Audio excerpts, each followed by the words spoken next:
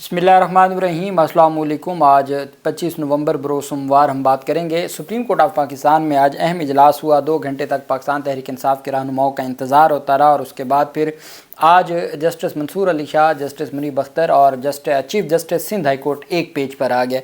उसकी तफसील मैं आपके साथ शेयर करूँगा और साथ में आपको बताऊँगा कि आज जो एक करारदाद पेश की गई है पंजाब असम्बली में पाकिस्तान तहरीक इंसाफ के एहतजाज के ख़िलाफ़ और पाकिस्तान तहरीक इंसाफ को दहशतगर्द जमात डिक्लेयर करवाने के लिए नून लीग ने करारदाद पेश की है पंजाब असम्बली में, उसके ऊपर भी हम बात करेंगे।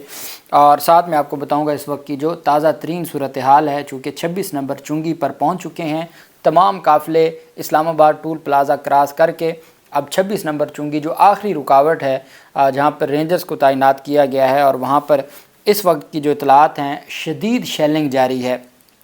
अल्टीमेट जो पिछले 18 घंटों से शेलिंग इतनी ज़्यादा उनके ऊपर शेलिंग की गई है तो वो इन तमाम चीज़ों और उनको आइडिया था कि किस तरीके से, लेकिन चूँकि अब काफ़िला बहुत बड़ा हो गया, पहले अलग अलग काफ़िले थे और अलग अलग मुकाबला कर रहे थे, अब काफ़िला बहुत बड़ा हो गया और डेफिनेटली हुकूमत की जानिब से भी अपनी पूरी कोशिश की जा रही है हर सूरत 26 नंबर चुंगी पे रोकने की। हो सकता है कि आज रात तक जो है वहाँ पर, चूँकि अब पाकिस्तान तहरीक इंसाफ ने बाकायदा तौर पर जो आमिर मुग़ल हैं जो सदर हैं पाकिस्तान तहरीक इंसाफ इस्लामाबाद के, उन्होंने बाकायदा तौर पर ऐलान कर दिया है तमाम पिंडी और इस्लामाबाद के कारकुनान को भी 26 नंबर चुंगी पहुँचने का कहा है। अब 26 नंबर चुंगी पाकिस्तान तहरीक इंसाफ के कारकुनान का इस वजह से भी पहुँचना मुश्किल है जो अंदर से, चूँकि बाहर बंद किया हुआ है और अंदर से जो आएंगे वो आसानी से गिरफ़्तार हो सकते हैं। जब तक 26 नंबर चुंगी क्रॉस नहीं कर ली जाती और उसके बाद वो शामिल हो सकते हैं, पहले अगर आएंगे तो फिर जो है वो मेरे ख़्याल में उनकी गिरफ़्तारी हो सकती है या वो जो नताइज हासिल करना चाहते हैं शायद वो नताइज हासिल ना कर पाएँ। अहम चीज़ ये है कि पाकिस्तान तहरीक इंसाफ की जानिब से अब बाकायदा तौर पर जो पिंडी इस्लामाबाद में दाखिला है वो हो चुका है और जो पंजाब के कोट अद्दू से जो शबीर कुरैशी का काफ़िला है वो भी पहुंच चुका है और हामिद रज़ा का काफ़िला भी करीब पहुंच चुका है, साहबजादा हामिद रज़ा का फैसलाबाद से और निसार जट का फैसलाबाद से, इसी तरह गुजरांवाला से। तो अब वहाँ पे नज़र आना शुरू हो गई है कि कहाँ कहाँ से लोग आ रहे हैं और किस तरीके से एक बहुत बड़ा, चूँकि मीडिया कह रहा है, सरकारी मीडिया कह रहा है कि जी 1 लाख लोग थे खैबर पख्तूनख्वा के जो दोनों काफ़िले थे उसमें। ये सरकारी सहाफ़ी रिपोर्ट कर रहे हैं कि जी पुलिस की ये रिपोर्ट्स हैं कि तकरीबन 1 लाख बंदा था। अगर 1 लाख वो कह रहे हैं तो इसका मतलब है 3-4 लाख बंदा था और 3-4 लाख लोग अगर पहुंच जाते हैं तो फिर वहाँ 1-1.5 लाख ने जमा हो जाना है पिंडी और जो इस्लामाबाद और आसपास से मरी के और जो आज़ाद कश्मीर से काफ़िले आ रहे हैं। तो ये 5 लाख का मैं समझता हूँ कि ये पाकिस्तान की तारीख़ का सबसे बड़ा एहतजाज होने जा रहा है। जबकि दूसरी जानिब जो ऑफ़र्स दी गई थी पाकिस्तान तहरीक इंसाफ को, पाकिस्तान तहरीक इंसाफ की क़यादत इजलास जारी है इस वक्त, जब मैं आपसे बात कर रहा हूँ इजलास जारी है, मिनिस्टर इनकलेव में इजलास जारी है नून लीग की हुकूमत का, हुकूमती इत्तेहाद का और पाकिस्तान तहरीक इंसाफ के 3 जो MNAs हैं जिन्होंने आज इमरान खान से मुलाकात भी की थी। खैर वो इजलास अपनी जगह जारी है। साथ पाकिस्तान तहरीक इंसाफ इस्लामाबाद में दाखिल होना चाहती है 26 नंबर चुंगी पे और दूसरी तरफ उनको रोकने की भी कोशिशें की जा रही हैं। पाकिस्तान तहरीक इंसाफ के 145 कारकुनान को पेश किया गया अदालत में एहतजाज से मुतल्लिक़ जो गिरफ़्तारी थी।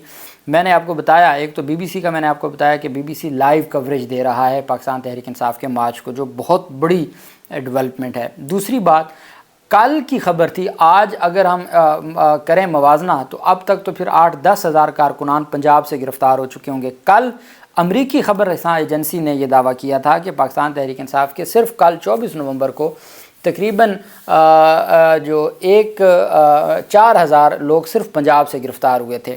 अच्छा, आज लाहौर की अदालतों में जितने लोगों को पेश किया गया वो भी तमाम के तमाम डिस्चार्ज हो गए और शेखुपुरा में जुडिशल मजिस्ट्रेट की अदालत में पाकिस्तान तहरीक इंसाफ के 112 कारकुनान को पेश किया गया और 112 के 112 को रिहा करने का हुक्म दे दिया। मैंने आपको बताया था जस्टिस अमजद रफ़ीक साहब का जो फ़ैसला है वो इतना ब्लेसिंग साबित हुआ पाकिस्तान तहरीक इंसाफ के लिए, जो 3 MPO को मुअत्तल किया था। अब ये पुलिस वाले क्या करते हैं, ये उनको गिरफ़्तार करते हैं दफ़ा 144 की खिलाफ वर्जी में। अब चूँकि ना तो कोई शेखुपुरा में एहतजाज हुआ है ना लाहौर में एहतजाज हुआ है, इन्होंने यहाँ से जाना है ابھی جب انہوں نے عملی طور پر احتجاج میں شریک نہیں ہوئے تو دفعہ 144 کی خلاف ورزی کیسے ہو گئی؟ چونکہ دفعہ 144 کی خلاف ورزی نہیں ہوئی تو وہ ڈسچارج ہو جاتے ہیں، ان کو مقدمات سے بری کر دیا جاتا ہے۔ پولیس اور انتظامیہ کے پاس ایک ہی تھا کہ وہ ایک ایک ہفتے کے لیے نظر بند کر دیتی تھی۔ اب نظر بندی کا قانون معطل ہوا پڑا ہے لاہور ہائی کورٹ سے، اور اب جب طاہر اقبال جو سابق ایم این اے ہیں پی ٹی آئی کے وہاڑی سے، ان کی گرفتاری جب ہوئی دوبارہ 3 MPO تو توہین عدالت میں معافی مانگ کے تو وہاں انہوں نے 3 MPO واپس لیا تھا حکومت نے۔ اب پولیس نے پاکستان تحریک انصاف کے کارکنان کو جوڈیشل ریمانڈ کی استدعا کی تھی، جوڈیشل مجسٹریٹ کی عدالت نے مسترد کرتے ہوئے تمام کو رہا کر دیا۔ پاکستان تحریک انصاف کے 24 جو نومبر کو شروع ہونے والے احتجاج کو روکنے کے لیے حکومتی اقدامات جاری ہیں۔ سیکیورٹی حکام کی جانب سے جگہ جگہ کنٹینرز لگائے گئے ہیں، کنٹینرز کی دیواریں کھڑی کی گئی ہیں، اب کی بار کنٹینرز کی دیواریں کھڑی کی گئی ہیں اور دیگر رکاوٹیں کھڑی کی گئی ہیں، جس کے باعث نہ صرف عام شہری شدید مشکلات کا شکار ہیں بلکہ ایمبولینس ہے، باراتیں ہیں، میتیں ہیں، اتنا زیادہ تکلیف میں لوگ ہیں کہ جس کا کوئی حساب نہیں ہے۔ وہیں پہ نواز شریف کی نون لیگ کی جانب سے جو مریم نواز کی خاص خاتون MPA ہیں حنا پرویز بٹ، ان کی جانب سے ایک قرارداد پیش کی گئی ہے، جمع کی گئی ہے مسلم لیگ نون کی رکن حنا پرویز بٹ۔ آپ سمجھ لیں کہ شریف خاندان نے خود ہی یہ قرارداد پیش کی ہے ایک سیاسی جماعت پر دہشت گردی کا لگا کے معطل کرنے کی۔ ان کو قرارداد میں کہا گیا کہ ایک صوبے کا چیف ایگزیکٹو اور سابق خاتون اول فیڈریشن پر جتھوں کے ساتھ حملہ آور ہو رہے ہیں۔ یہ ایوان تحریک انصاف کی جانب سے فیڈریشن پر جتھوں کے ساتھ حملہ کرنے کی شدید مذمت کرتا ہے۔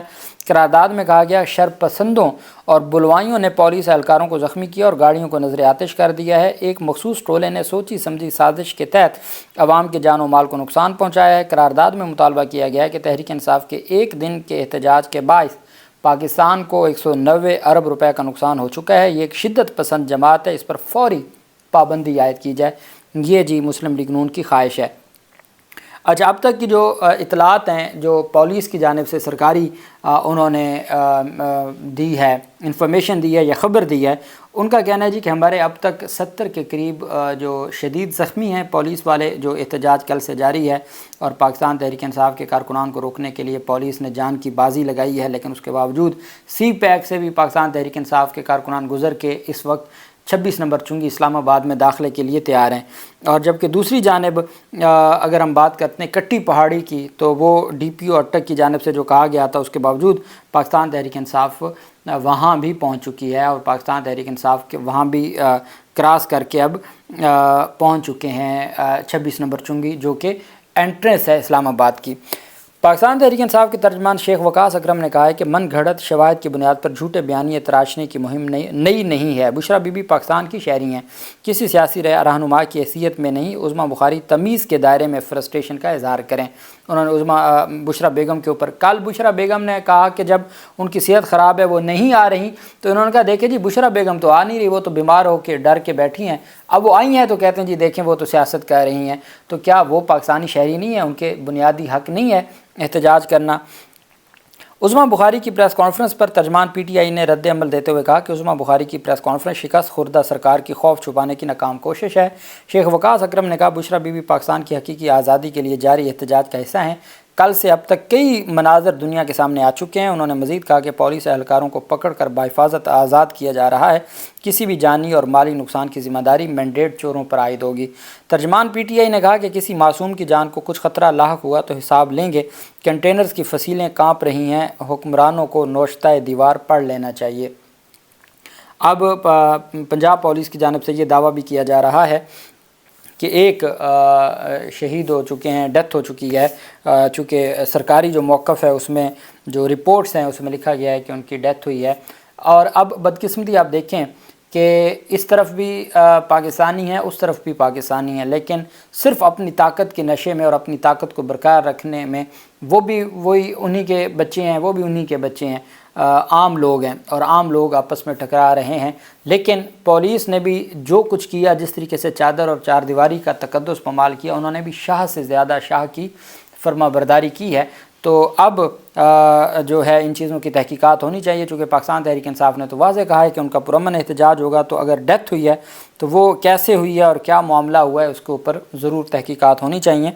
اب ہم آ جاتے ہیں جوڈیشل کمیشن آف پاکستان کا آج اجلاس تھا۔ سندھ ہائی کورٹ میں آئینی بینچ بنانے کے حوالے سے، جو سب سے بڑی 26ویں آئینی ترمیم میں سب سے بڑا مقصد کو سندھ سرکار کا تھا، تو وہ صرف یہ تھا کہ وہ یہ بینچ بنانا چاہتے تھے۔ آپ نے دیکھا 2 دن پہلے بھی میں نے آپ کو بتایا، صلاح الدین صاحب تھے اور جو ججز تھے، جو انڈیپینڈنٹ ججز ہیں سندھ ہائی کورٹ کے، ان کی جانب سے سندھ کے حوالے سے جو کچھ کہا گیا، اب بلاول زرداری نا 26ویں ترمیم کے حوالے سے وہ صرف ایک چیز چاہتے تھے کہ سندھ میں آئینی بینچ بنے۔ ابھی تک جو باقی 3 صوبائی اسمبلیاں ہیں وہاں پر اور وفاقی اسمبلی نے اس کی حد تک، اسلام آباد کی حد تک جو آئینی عدالتیں نہیں بنائیں، ہائی کورٹس میں آئینی عدالتیں نہیں بنی، چونکہ یہ مقصد ہی صرف ان کا تھا، بلاول زرداری سرکار کا تھا۔ حالانکہ بہت زیادہ فیسیلیٹیٹ کیا جا رہا تھا سندھ ہائی کورٹ کی جانب سے، اس کے باوجود ان کو چاہیے تھے کہ آغا صاحب کی سربراہی میں بینچ۔ آج چیف جسٹس یحییٰ افریدی کی زیر صدارت اجلاس ہوا، آپ جانتے ہیں 13 رکنی کمیشن ہے، 13 رکنی کمیشن میں اب امین الدین خان صاحب بھی اس کے ممبر بن چکے ہیں اور جمال مندوخیل صاحب بھی ممبر بن چکے ہیں۔ تو آج پاکستان تحریک انصاف کے عمر ایوب اور شبلی فراز، اب وہ کہاں ہیں؟ راستے بند ہیں، وہ احتجاج میں ہیں، اور 2 گھنٹے تک ان کا انتظار ہوتا رہا کہ جی جوڈیشل کمیشن کا جو ممبران مکمل ہوں گے تو اجلاس ہوگا، لیکن پھر 11 ممبران کے ساتھ اجلاس کیا گیا۔ جسٹس منصور علی شاہ اور جسٹس منیب بھی موجود نہیں تھے، انہوں نے ویڈیو لنک کے ذریعے شریک ہوئے۔ سندھ ہائی کورٹ میں آئینی بینچ کے لیے 9 ججز کی نامزدگی 11 اور 4 کے اکثریتی فیصلے سے ہوئی ہے۔ یہ جو 11 میں سے جو 4 کے اکثریتی فیصلے سے ہوئی ہے، جسٹس عبدالکریم خان آغا، جو جسٹس کے آغا جو ہیں سندھ ہائی کورٹ کے، تو ان کی سربراہی میں آئینی بینچ کے جو نامزد، اب میں آپ کو جن ججز کا نام سنا رہا ہوں، جو روزانہ میں آپ کو بتاتا ہوں سندھ ہائی کورٹ میں فلاں جج نے یہ کیا، فلاں جج نے، ان میں سے یہ نام آپ نے کبھی نہیں سنے ہوں گے۔ جسٹس کے آغا آئینی بینچ کے سربراہ نامزد ہیں، جسٹس سلیم جیسر، جسٹس عمر سیال، جسٹس یوسف علی سید، جسٹس عبدالمبین لاکھو، جسٹس ذوالفقار علی سانگی، جسٹس ثنا اکرام منہاس، جسٹس خادم حسین سمرو، جسٹس ارباب علی ہکڑو آئینی بینچوں کے نامزد ہوں گے۔ یہ زیادہ تر معزز ججز ہیں جو اندرون سندھ سے ہیں۔ جسٹس منیب اور جسٹس منصور علی شاہ نے اختلاف کیا، جبکہ chief justice Sindh high court نے بھی اختلاف کیا۔ Chief justice Sindh high court کہتے ہیں کہ خدا کے لیے یہ کام نہ کریں، تمام ججز آئینی عدالتوں کے جج ہیں اور ہائی کورٹ تک یہ لاگو نہ کریں، لیکن chief justice Sindh high court کی بھی بات نہ سنی گئی۔ جیسے یہاں پہ جو آئینی بینچ سپریم کورٹ میں بنا ہے تو chief justice of supreme court نے اس کے خلاف ووٹ دیا، جو سندھ ہائی کورٹ میں بینچ بنا ہے اس میں chief justice of Sindh high court نے خلاف ووٹ دیا۔ دلچسپ بات یہ ہے کہ جسٹس یحییٰ افریدی نے نہ حق میں ووٹ دیا نہ مخالفت میں ووٹ دیا۔ 3 ججز نے مخالفت میں ووٹ دیا، 1 جج صاحب نے ووٹ کا حق استعمال نہیں کیا، باقی ان کے پاس جو ہے وہ امین الدین خان صاحب بھی تھے، جمال مندوخیل صاحب بھی تھے، ان کے پاس پاکستان بار بھی تھا، ان کے پاس اسپیکر کی نمائندہ بھی تھی، ان کے پاس حکومتی اٹارنی جنرل تھے، وزیر قانون تھے، پاکستان بار کونسل کا نمائندہ، ایک فاروق اچنائک، ایک نون لیگی، تو وہ تمام لوگوں نے مل کے ان 9 ججز پر مشتمل بنا دیا ہے۔ اور پاکستان تحریک انصاف کے دونوں ممبران نہیں تھے، ان کو فون کال کرتے رہے، ان کے نمبر بند تھے اور اس وجہ سے تاخیر سے اجلاس شروع ہوا۔ اللہ پاک پاکستان کا حامی و ناصر ہو۔ بہت شکریہ۔ اللہ حافظ۔ پاکستان زندہ باد۔